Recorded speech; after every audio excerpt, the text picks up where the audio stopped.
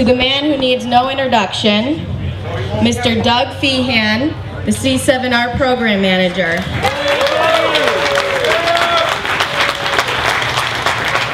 Thank you, Maddie. Get untangled here before I rip the place apart. Cool. All right. How many first-timers we got here? Get them up high. Well, welcome. Welcome, welcome, welcome. Amongst those first-timers who have never been to a Corvette race before. So we've got, yeah, right. All right, so this is your first visit, and you're right up front. You have no idea what you're in store for. Well, welcome. Well, we've had beautiful weather so far, although it looks like there might be a little rain in the forecast for tomorrow, but after our Daytona event, anything will seem dry. Start off with a little housekeeping. Anybody here go to our Hershey event last year? All right. Anybody that went to our Hershey event, did you have a terrible time? Raise your hand. Only me. Okay. If we do an event, what is it this year, Wes? April 25th and October 25th and 26th? Yeah. Okay. This is a pretty cool event. Check with the people you saw your hands up. I mean, everybody enjoyed themselves. It's at the American Antique Automobile Museum, whatever. It got a bunch of old cars in it, you know. It's actually a beautiful place. It's a great little town. Wes has we're sponsored by Yingling, so how bad can that be? Okay. It's pretty much all the free beer you can drink. We got a lot of other stuff online for us. We got a poker run. Wes has all kinds of things. Go online, check it out. Where are they going to find it? On the museum line? In April on the museum website. So look for that. We want to increase participation. There's great food. It runs for a couple days. We got an auction. I'm usually there. Tommy's usually there. It's a pretty cool event. And obviously the funds raised go to help support the museum. So think about a beautiful time of year in the Midwest area of the country there. Full color tour. Think about your club. Get 2 or 3 people together. Caravan up. It's just a great time. So keep that in the back of your mind. With that, we'll move forward. We got kind of a compressed schedule today, obviously, with all that's going on the track. And, you know, we got a car in the WEC. We got 2 cars we're running here. I mean, this is a challenge for us. We've done it before. We'll probably do it again, but it never ceases to amaze me what this team is able to accomplish when they put their mind to it. Anybody watch qualifying? I got a chance to see a little bit of it. I watched a little bit last night, so Antonio put down the fastest lap, showed those Euro guys where the bear moves in the buckwheat, and then we did a pretty good job today. I think we ended up 3rd there. So we're looking forward to 2 great events. I think it's going to be, it's all we ask is to be competitive. We don't need to be the fastest guy. Just give us a car with which we can compete, and we put on a pretty good show. So we got 1,000 miles we got to run tonight, and then 12 hours, obviously, tomorrow. So let's open this up with questions, because I think that's the most fun for you guys. It's certainly the most fun for me. We'll talk about anything that's happened in the past, anything going on right now, and anything that may happen in the future. And those of you who know me know that if I don't want to give an answer or I don't know the answer, I'll make one up so good you won't know the difference. It's all part of how you succeed in a large corporation. Yes, sir? Other than the rain, what went wrong at Daytona? Other than the rain, what went wrong at Daytona? Sir, we only have a half hour today. Okay? I think we can start out about the 2 guys running into each other in pit lane. That pretty much set the pace for the whole day. And if the race had been the 11 hours and 55 minutes of Daytona, we would have won that race. Okay? But at 11 hours and 55 minutes, the car that was leading ran out of gas. That's always an epic event. Due to, obviously, we had some electronic issues in our dashboard. There were a lot of reasons why that happened, other than the fact that we were just pretty dumb, okay? Can't count to 13 or however many laps we can do there. But it was not an event by which we'd like to be judged. It was an event that we came away with a couple of pretty important learnings, and I think from a mechanical and technical standpoint, we've made some significant improvements. I don't care how good you are or how many races you've won. If you don't learn something from every event you go to, you're not doing a good job, and you're not testing yourself. Daytona was a test. It was a test on so many different levels, and I think we're all the better for it. We can look at it. We can chuckle at it. So spirits aren't down, daubers aren't down. We've been there before. We know what to do, and I think we're a better team for it. But good question. I'm glad we got it out of the way. All right. Yes, sir. How's the C8 racing program? Is this working? I'm sorry. You know, I was at that qualifying session. I didn't have my earplugs in. I'll get to you later. Yes, ma'am. I would like to know, are you considering driver fatigue between today and tomorrow? Are we considering driver fatigue between today and tomorrow? No, I am considering program manager fatigue between today and tomorrow, but I'm not considering driver fatigue. We've got a pretty unique strategy. You know that Tommy and the other guy that drives for us, Oliver. They drew the straw to go to Shanghai, so they did that Shanghai event, which was another wet event. And so that leaves Antonio and Yan to do this one, along with Rocky in their car. So the beauty of the 12 Hours of Sebring, our race, is that actually you can do that race with 2 guys. That's not a big deal. 2 guys can do that. We use 3 just in case there's a problem. A guy gets too many exhaust fumes, had a bad hot dog at lunch. I mean, you don't know what's going to happen. So you bring that reserve guy, all right? Well, the same thing for the race tonight, okay? So 1,000 miles, that should take them, I don't know what it's going to take them, 6 to 8 hours, somewhere in there, depending on how many yellows there are. So what we're going to do is we're going to lean heavy on Rocky tonight, because we don't really need him tomorrow. I mean, we need him, but not really need him. So he's going to be busting ass tonight, all right? He's going to be one tired puppy at the end of the day, and we'll put minimum wear and tear on Yan and Antonio so that they're ready to go for tomorrow, and that Rocky will, will sit there in reserve, and, he might do maybe 1 or 2 stints during the 12 hours. So when you balance those 2 things out, I think we're going to have, we'll go from a sine wave looks like this to something that's a little bit softer, and I think we should be okay. We've done that before. It's worked out pretty well. Yes, sir?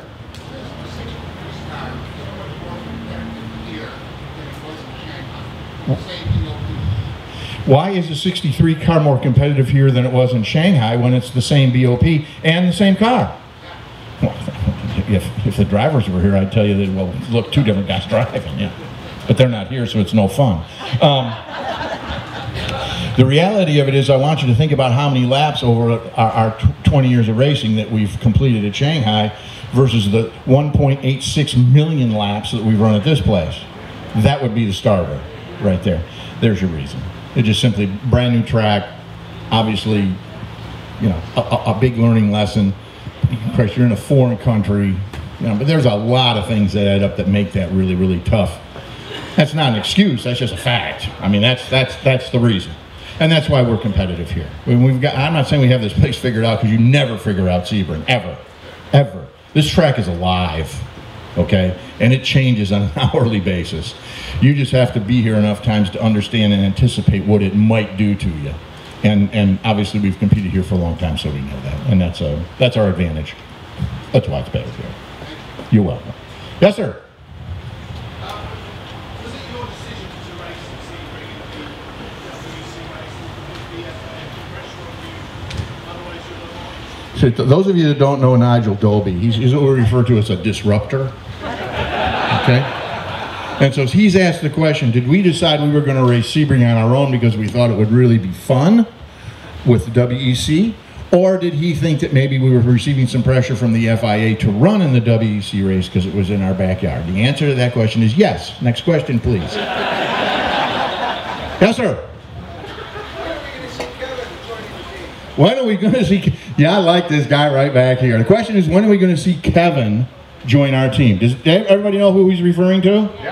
Yeah, okay. Kevin Magnussen, Jan's son, okay, races and drives for the Haas, the only American, the Haas Formula One team. He races in Formula One. Hey, get those hands together. Let's hear it.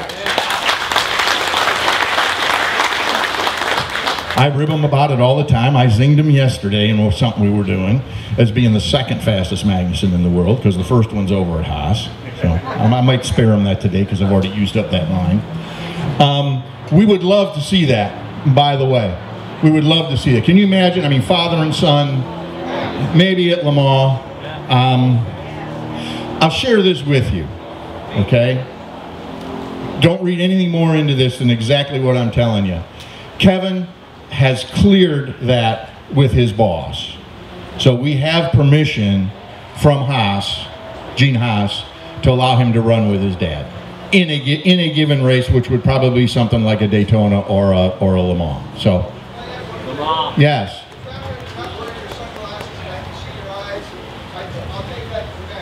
Okay, in fact, you heard that. I'm not wearing my sunglasses. You can see my eyes. Are you looking for a dinner date? What's the deal, dude? I'm getting a little uncomfortable. You can take that to the bank. All right. Yes, sir.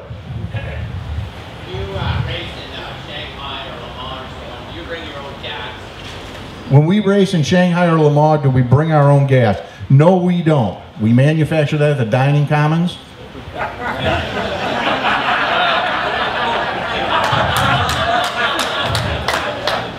No, we don't bring our own fuel. The fuel is always supplied by the organizer. And that way they take an additional step to ensure the fact everybody's using the same thing. Because there were times in this sport when that wasn't necessarily the case. Okay? I'm not sure that still doesn't exist to some degree, but the fuel is supplied for you. In Le Mans, you don't really have an option because it's stored underground below the pit box there. Those of you who have been to Le Mans or seen Le Mans, there's underground tanks and it pumps. We have our own tank under there and it pumps right up. So they supply it all. Same thing here. VP is our supplier of choice for this series, and everybody uses the same gas. What else we got? Yes, sir. Did we use E85? Yes, we did. We were the first American race team in IndyCar used ethanol for a while, but we're the first sports car team to subscribe to that E85 program. We liked that. We knew, because of our IndyCar experience, we knew the advantages that E85 provided. Now, E85 does not give you the economy, okay, of gasoline, but it does run cooler than gasoline, which allows you to run an elevated compression ratio, which derives more horsepower. We knew that was going to happen. That's why we jumped at it. And we had the experience because the engine has to be built differently. All right, the 85 has some qualities to it that doesn't work in a standard production engine. And you have to be able to deliver more fuel, approximately somewhere between 20 and 25% more. All right, it takes that much more to create the same amount of energy. So we knew all that because we'd been in IndyCar with it. So we were quick to do it. We raced on it by ourselves the first year. Second year, everybody had it. And then that was in conjunction with the Department of Energy. It was a really, really good program. It was at a time when ethanol was all the rage as opposed to whatever it is now, batteries and electric cars and whatever they're doing. So it's something that we felt proud of, and as a company we embraced it. And up until, I think, last year or year before, we still built flex fuel vehicles that would go both ways. But yeah, we were the first, and we liked that. I liked running the E85. That was a good fuel to run. Motor liked it too. Yes, sir. Last year it was obvious that we just didn't have the speed in almost every race. However, at Daytona this year, it seemed as though we did have the race. Can we draw a conclusion from that? The question is, in years past, it looked like we didn't have speed to match the competitors based on the BOP, but this year at Daytona, it looked a little better. And I think right here, we're seeing that it looks a little better. And I think last year at Atlanta might have been the closest racing that we have ever had. Last year's Atlanta race, anybody could have won that race. And I think at some point in time, everybody led that race. So I think it's a testament to the work that the sanctioning body is doing in conjunction with the teams to develop a meaningful and effective BOP. All right? This is not easy. I mean, think about this. You've got, 4 or 5 brands that compete. You've got flat 6-cylinder engines, you got V8 engines, you got V6 engines, you got naturally aspirated engines, you got turbocharged engines, you got front engine cars, you got mid-engine cars. How do you get those?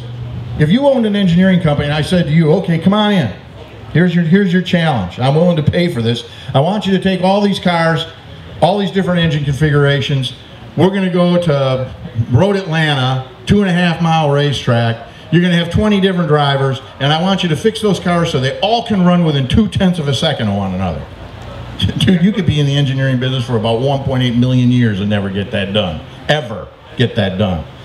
We've managed to do that with BOP. BOP is always in motion. It's always in flux. We're always learning. We're always getting better as a group.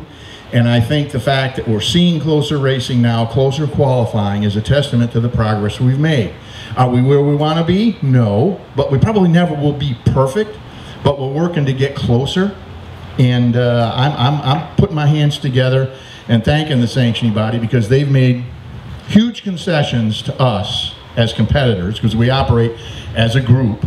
We're all in the same boat, we just got a different oar, okay? So we work together. Everybody wants a good BOP. Nobody wants to win when they're 2 seconds a lap faster than anybody. Well, I wouldn't mind it, but it's not good racing. It's not fun, and it's not a formula for long-term success. The idea is to have it so that everybody has a chance to win. And I don't mean that from a socialist standpoint. I mean that from the standpoint everybody works hard, does the right thing, they can prosper, okay? And that's pretty much where we are right now. I think within the next 2 years, you're going to see this thing really blossom into the point where everybody's running pretty close together. But to your point, yes, are we better this year? We are. Just because we've got more sophisticated in our data collection. When I say we, I mean sanctioning body and all the teams, not just Corvette Racing. We work together. We actually have meetings. We have a phone conference after every single race to review all the data and look at what adjustments are going to be made for the next race. And we do that as a group. Okay, so that's pretty cool. I'm encouraged by what I'm seeing, because like I said, we just want to be competitive, and that's pretty much what everybody wants to be, aside from 2 seconds faster than everybody. So we're working towards that. Yes, sir. Is our mid-engine scaring Ford out of the series? Is the what? Our mid-engine scaring Ford out of the series. I don't know anything about any mid-engine shit. Ford has to figure out for themselves what they're doing, okay? They still haven't built the cars they're supposed to have built. Maybe they're focusing on building cars for their customers. I think they're done with GT racing. You know, they've yet to win a championship. So if we can ace them out this year, that'll be a clean sweep. They'll go home empty-handed. They've done some good stuff. And by the way, they're welcome competitors. I'm actually sad to see them go, quite frankly, because it helps the fan base, it helps the series move forward. I'm disappointed that they're not going to continue. But they got to do what they got to do. They'll show up someplace else. They'll pop up at IndyCar, or they'll pop up maybe doing a DPI car. Who knows? They'll do something. I don't think they're done road racing in America, but I think they're done road racing in GT in America. So, which is sad for us. I'm disappointed to see him go. Yes, ma'am. What about Ferrari? Did we get rid of them? Did we get rid of them? Yeah. Well, you know, and that's pretty amazing. Giuseppe Risi, who runs that program, and he's a very successful automobile dealer and a personal friend of mine and a great guy, but he's been funding the bulk of that Ferrari program forever. And it's just the point where, you know, I don't care how much money you got, at some point in time you get tired of spending it. I mean, I've worked for guys like that. I know how big money works. And I think he's disappointed that he's not getting more support for Ferrari. It's you know, they do a bunch of different things. This is their biggest customer base in America. But they run that Ferrari Challenge Series, okay, for the uber rich guys that can race themselves.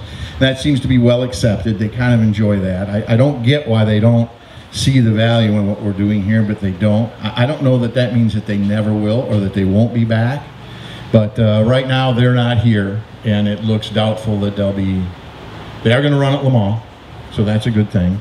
But just as with Ford, I mean, they're an important part of what we do. So I'd like to see them find a way to get back, and I let them know my thoughts on how remiss I think their thinking is by neglecting this market. So I'm working to try and get them back.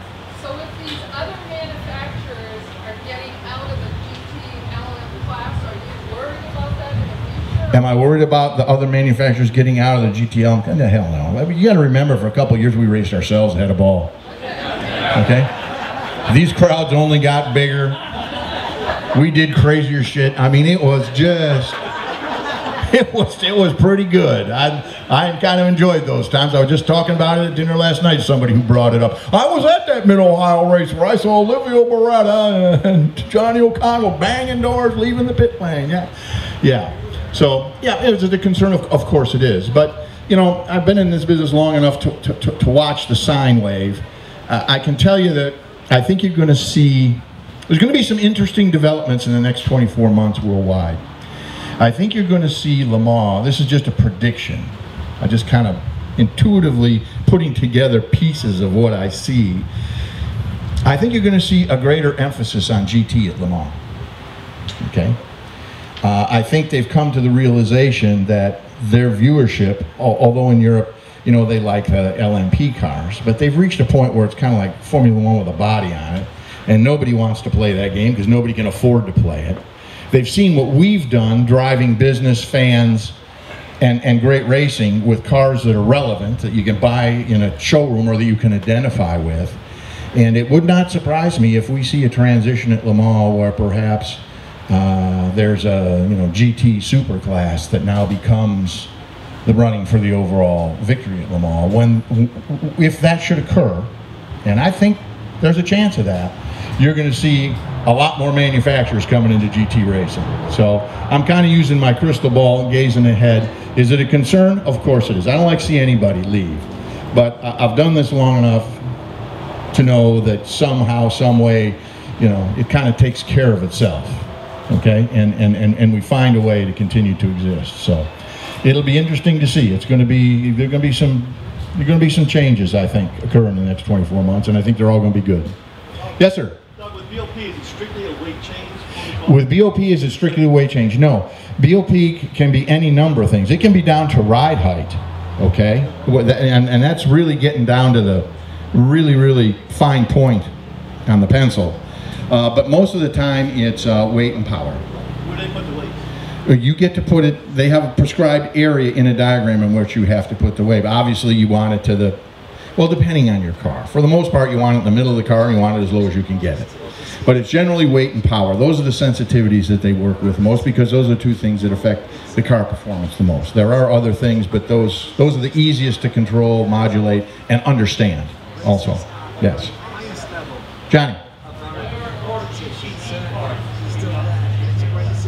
Say the Ford GTD.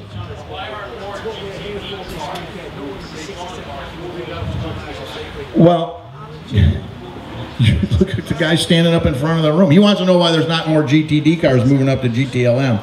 Well, you know what? They can have fun racing down there because it's usually a rich guy and a pro driver. Okay? I mean, that's pretty much GTD. So why doesn't Lexus come up? Who wants to come up and play with the big guys and get your ass kicked every week?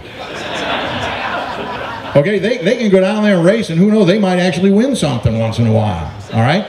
They see what's going on up above them, and they know what it takes to do that. That's a tall mountain to climb, is the, all kidding aside. And that's why. They're getting what they need out of it from a marketing standpoint, running in a pretty protective class where, they can make out of it what they want to make out of it. Not that many people follow it. It's not like they're, it's not like running the Indy 500, where it's headlines the next day. So it's a very comfortable position for them to be in. It's comfortable economically and it's comfortable from a marketing perspective. When you move up to where we are, everybody's looking. So you better bring your best game, Just kind of like everybody saw what we did at Daytona. Yes, sir. Any possibility of a GT3 for customer purchase? Is there any chance of a GT3 for customer purchase? If there was a number just a little bit taller than 0, that's the number I would give you. No, we don't really have any interest at this juncture, although we review everything every year. We never rule anything out, but there's no real economic sense to do that. And I can tell you that you as a customer are nothing but a pain in the ass when it comes to selling race cars. All right, not you personally. I know my counterparts at Ferrari and I know my counterparts at Porsche, and if they could snap their fingers and have their customer car program go away tomorrow, they'd be doing the cucaracha out in the parking lot, because it is nothing but a royal pain in the butt. They're able to drive profit with it, and they use that to help support their program. But other than that, it's a challenge, and it's not something that we really have any interest. We accomplish all we need to accomplish because we sell Corvettes with this program. When was the last time anybody saw a Corvette print ad or a Corvette ad on TV? Never. That would be pretty much never. Okay, this is it. This is what sells Corvettes. We don't need to dilute that with something else going on that's going to be a bigger pain than it is a producer. So, That's the short answer, and that's the real answer. And that's not a throwdown on GT3, by the way, because that's a global platform that's pretty big time. There's a lot of participants in that, but we don't need that right now. And so every year we look at where we are and what we need to do. That's not to say 3 years from now, we might not have 16s out there running GT3 or GTD Corvettes. I mean, maybe we graduate to that for who knows what reason. But right now, we're sticking with what we got. Nige.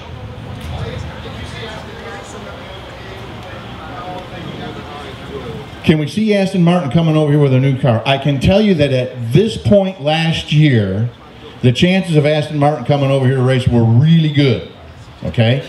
And then they had a little IPO issue going on over there. Right now, they're struggling to stay in business as a car company.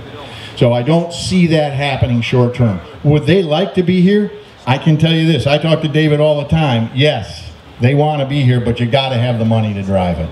You know, they were looking at doing Formula One power plants, and I mean, they had some great plans, but dude, you got to have money to drive that, and you got to be selling cars and making a profit to support it, and it's, you know, it's a challenging time for them right now. So I don't see that happening on the horizon, but I know the want and willingness is there. When we love to, again, love to have them back. They want to be here. Yes, sir.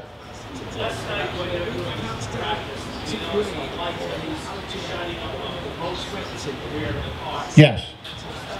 That is a slip sensor. All right, he saw the car running around, and there was a light underneath the car. It was like something on the car shining on the ground, making a little white dot on the ground. What that is an infrared slip sensor. It shines a light on the ground, and it determines what kind of slip and slide is going on from the race car. In other words, how much grip are you really having, how much grip do you not really have. But that's what it does. We don't race with that light. All right, because it's a wildly expensive item that has a very sophisticated lens system in it, and it gets beat up on the racetrack. So we don't, especially here, we don't race with that, but we do test with it. But that's what that is. Yes, sir.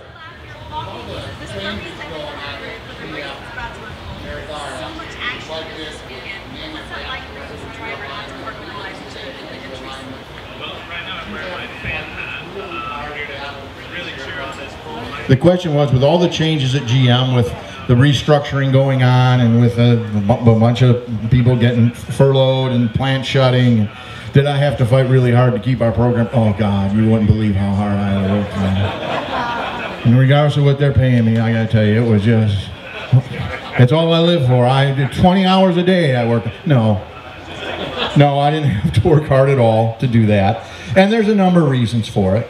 You know, every program you have at GM has to have an ROI, return on investment. Corvette, due to the people sitting in this audience, presents one of the strongest racing ROIs in the history of our company. Okay, give yourselves a round of applause. You've heard me say that at the beginning of programs, you've heard me say that at the end of programs. We wouldn't be here without you guys and without your support. That's a perfect example of why we're still here, all right? We know the support that you guys provide us, not in just buying Corvettes, but in buying other GM products as well. And on a per capita basis, there's not a stronger race program, okay, in GM corporate. So we have been able to obviously just move forward, untouched, unscathed, and fully supported from our upper management going forward. And obviously with, you know, automotive where it is right now, it's kind of a question mark as to where things might be going. What's the transition from this to this? And ride sharing, Uber, Lyft, automated. One thing that's been standing very steady and growing is the Corvette market and the Corvette audience. You guys are responsible for that. As long as we keep filling this tent, we're going to keep on racing, even if it is just by ourselves. So we're going to do that. Good question. Yes, sir. What happened to our tent, our awning, our golf dome? What the hell happened to that? Well, here's what happened to that.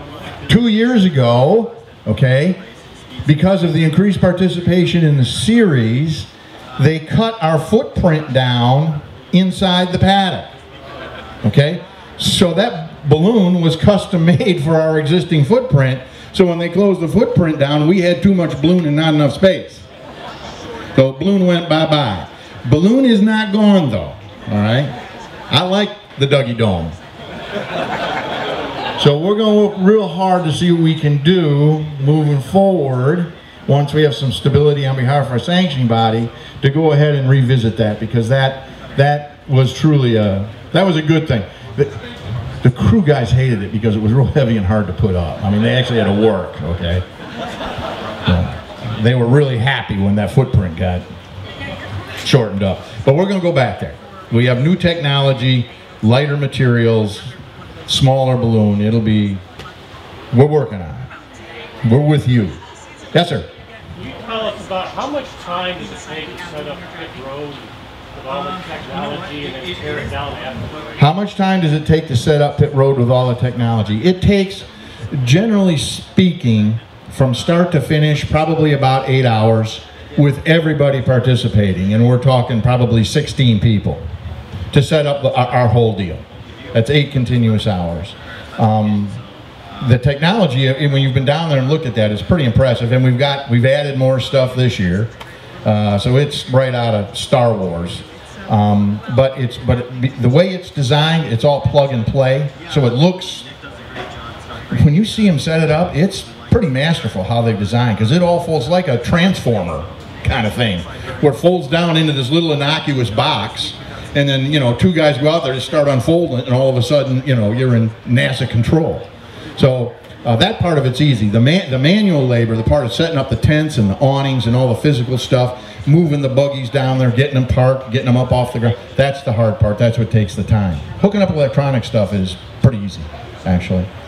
So, and that's under review each year too. You got to keep up with that as much as you keep up with your car. That data acquisition stuff is right where we're down to, just the real short strokes here. You gotta have all that information. You gotta have it on a continuous basis. Yes, sir. Say again? They weren't broadcasting? Yeah, that's the position lights, those 3 dots, or the number. Who knows? That's a sanctioning body deal. They control all that. That signal comes from them. So I'm blaming it on them.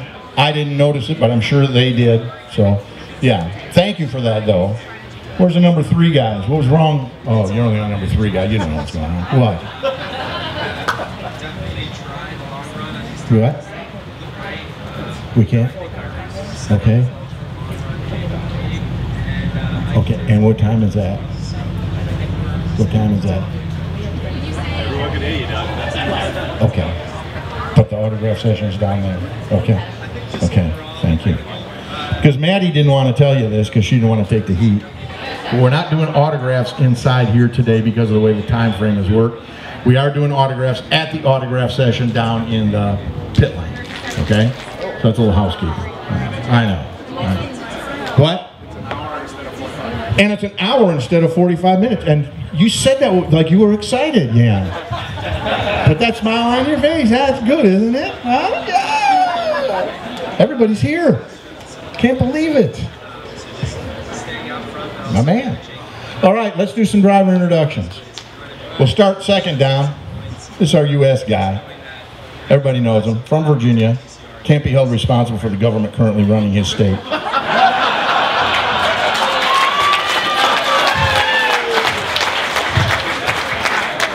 Tommy Milner.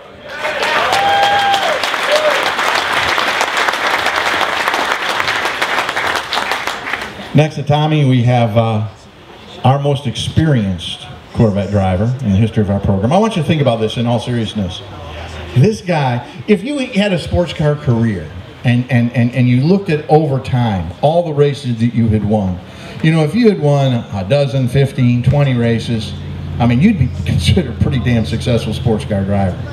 Oliver Gavin has won 50 races, and he's done 50 in a Corvette. He's won more races than that, but he's done 50 just in a Corvette.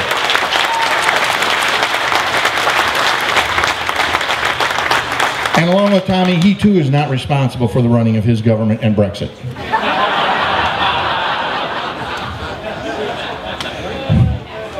Next we have Antonio Garcia, who is just a little chatterbox, okay? He loves addressing the crowd. When he first came to us, have a conversation with Antonio without ever uttering a word. I go, Antonio, how you doing? Car okay? What do you think about the race? Once you got to know him, you didn't need words, okay? He had his expressions and interactions, handled it all. Now, you get 3 beers in him, you can't shut him up. He's a great guy, funny guy. He's from Spain, and right now they have no government troubles there that I'm aware of.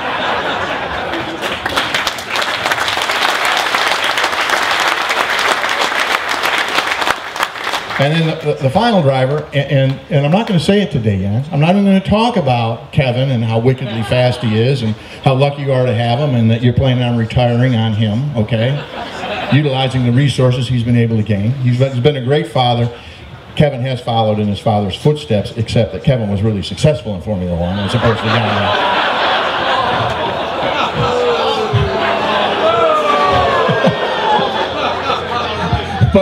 But I will qualify that, and the reason that Jan is here is because Jan had way more fun in Formula One than Kevin does.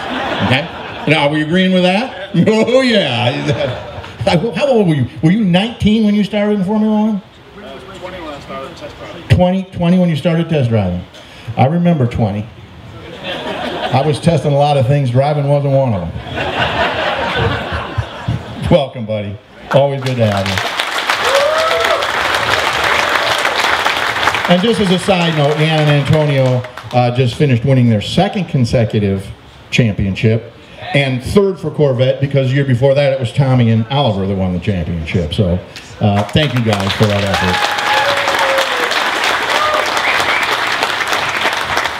And that brings us to probably the 2 most fun guys I think we've ever added to our team.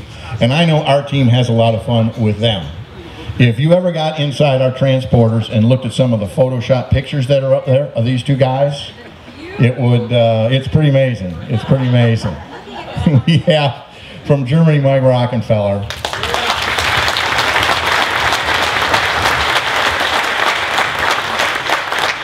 And from Switzerland, who doesn't like their cheese, we got Marcel Fossler. Both these guys originally came to us through Audi. They were championship Audi drivers. I had a personal relationship with their boss, Dr. Ulrich. He enjoyed what we were doing at Corvette Racing, and when I asked him if I could, grab a couple of his guys to help us out, he was really excited to give him the opportunity, and it kind of stuck. And they know they have a home at Corvette Racing. They feel very comfortable there, and you only have to look at our record. They really developed into serious Corvette teammates and have given us what we need to continue on our championship ways. Guys, I want to thank you, Mike, Marcel. Thank you, guys.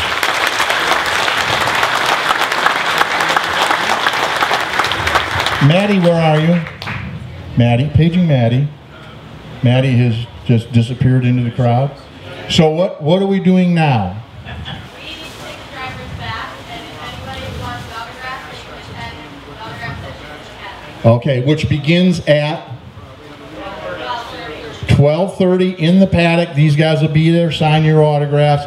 Once again, thank you for coming. You know I appreciate every single one of you providing us our support. You are the absolute best. We'll see you and put on a good race for you.